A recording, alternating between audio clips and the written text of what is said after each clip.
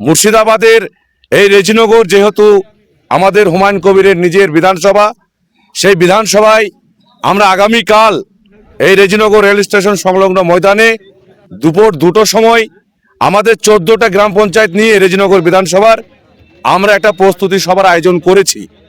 প্রস্তুতি সভার আয়োজন করার উদ্দেশ্য হচ্ছে জনক সমাগম করা নয়, আমরা যারা হুমায়ুন কবিরের সৈনিক, আমাদের সেই সৈনিক হিসেবে আমাদের নেতা হুমায়ুন কবির কি নির্দেশ দেবেন, তার কি গাইডলাইন আছেন, সেই গাইডলাইন এবং ইনস্ট্রাকশনকে ফলো করে আমরা আগামী 22শে ডিসেম্বরের আমরা সবাই তার সৈনিক হিসাবে, স্বেচ্ছাসেবক হিসাবে আমরা সেদিন আমরা আমাদের দায়িত্বভার কাঁধে নিয়ে আমরা যাতে সুশৃঙ্খলভাবে, শান্তিপূর্ণভাবে, আইন শৃঙ্খলাকে মান্যতা দিয়ে আমরা যাতে প্রোগ্রামটিকে সাফল্যমণ্ডিত করতে পারি, বাংলার বুকে একটা নজিরবিহীন একটা দৃষ্টান্ত তৈরি করতে পারি, সেই অঙ্গীকার নিয়েই আগামীকাল থেকে আমরা 22-এর উদ্দেশ্যে ঝাঁপিয়ে পড়ব।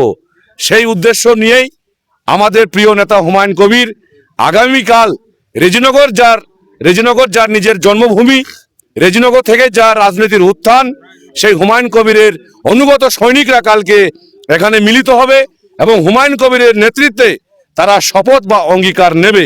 সেই দিক থেকে আপনারা লক্ষ্য করেছেন যে আমাদের প্রস্তুতি তুঙ্গে, প্রস্তুতি প্রায় সম্পন্ন হয়েছে।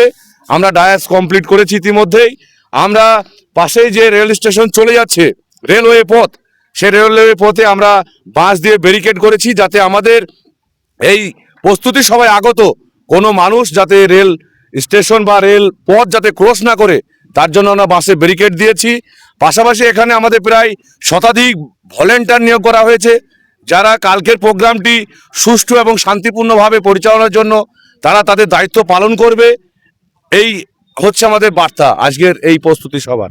দাদা, হুমায়ুন কবির যেখানে সভা করছেন বা যেখানে যাচ্ছেন, সেখানে যা মানুষ হচ্ছে সেটা বলার অবকাশ থাকে না। যদিও বা এই মাঠে কালকে তিনি সভা করবেন, কতটা মানুষ হবার আশঙ্কা? দেখেন, আমরা মূলত রেজিনগর বিধানসভা কেন্দ্রিক যেহেতু প্রোগ্রাম, এখন হুমায়ুন কবির যেখানে যাচ্ছে সেখানে জনসভায় পরিণত হতে পারে সেটা জনসংযোগ কর্মসূচি, হতে পারে মানুষের সঙ্গে সৌজন্য সাক্ষাৎ, হতে পারে সেটা ছোট্ট ছোট্ট গ্রুপ আকারে মিটিং, কিন্তু আমরা দেখছি হুমায়ুন কবির যেখানে যাচ্ছে জনতা সেখানে জনসভায় পরিণত করছে।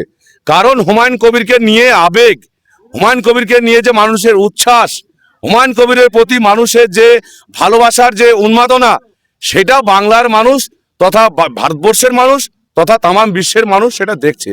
আজকের দিনে দাঁড়িয়ে তামাম বিশ্বের যদি জনপ্রিয় লিডারদের আমরা যদি মাস লিডার যাদেরকে বলি, যদি আমরা অ্যানালাইসিস করে দেখি, তাহলে হুমায়ুন কবিরের বিকল্প লিডার, এত জনপ্রিয় লিডার পশ্চিমবাংলা তথা ভারতবর্ষের মাটিতে আছে কিনা সন্দেহ আছে। কারণ তিনি যেখানেই যাচ্ছেন সেখানে জনজুয়ারে পরিণত হচ্ছে, যেখানেই যাচ্ছেন জনসমুদ্রে পরিণত হচ্ছে। হুমায়ুন কবির যেমন বলেছিলেন আপনার 6 প্রোগ্রামের আগে যে রেজিনগর থেকে বহরমপুর তার দখলে থাকবে, আমরা এখানে নিশ্চিতভাবে বলতে পারি যে আগামী 22শে ডিসেম্বর কৃষ্ণনগর থেকে বহরমপুর হুমায়ুন কবিরের দখলে থাকবে। কৃষ্ণনগর থেকে বহরমপুর যে জাতীয় সড়ক, হুমায়ুন কবিরের ডাকে এত সংখ্যক মানুষ পশ্চিমবাংলার বিভিন্ন জেলার বিভিন্ন প্রান্ত থেকে আসবেন যে কৃষ্ণনগর থেকে বহরমপুর মানুষের দখলে চলে যাবে, হুমায়ুন কবিরের দখলে চলে যাবে। এতটাই কিন্তু আমরা কিন্তু মানুষের সাড়া বা মানুষের সহযোগিতা পাচ্ছি। একেবারে হুমায়ুন কবিরকে দল থেকে সাসপেন্ড করার পর থেকে আমরা তোমার কাছে যেটা খবর পাচ্ছি যে এই এলাকা থেকে একাধিক বড় বড় তৃণমূলের লিডাররা কিন্তু হুমায়ুন কবির স্যারের সঙ্গে যোগদান করছে বা তাকে সমর্থন করছে। দেখুন, তৃণমূল কংগ্রেস 2011 সালে বদলা নয় বদল চাই, সোনার বাংলা গড়তে চাই। 2011 সালে তাদের যে ম্যানিফেস্টো বা তাদের যে ইস্তাহার প্রকাশ করেছিল, সেই ইস্তাহারে বলেছিল আমরা ক্ষমতায় আসলে 10% মাইনরিটিদেরকে আমরা রিজার্ভেশন দেব, উচ্চশিক্ষা এবং চাকরির ক্ষেত্রে তাদেরকে সুযোগ করিয়ে দেব। ইস্তাহারে বলা হয়েছিল আমরা যদি ক্ষমতায় আসি আমরা 10,000 মাদ্রাসা পশ্চিমবাংলায় আমরা তৈরি করব। কিন্তু আমরা ক্ষমতা পরবর্তী সময়ে দেখেছি যে পশ্চিমবাংলায় যে 10% যে ওবিসি সংরক্ষণ, এই হিসাবে মমতা ব্যানার্জি প্রথম যে সংরক্ষণ চালু করেছিল, পরবর্তী সময়ে দেখলাম সেই ওবিসিতে যে দুর্নীতি, ওবিসির সঙ্গে যে চিট করা হয়েছে মুসলিম মাইনরিটি, মুসলিম সংখ্যালঘু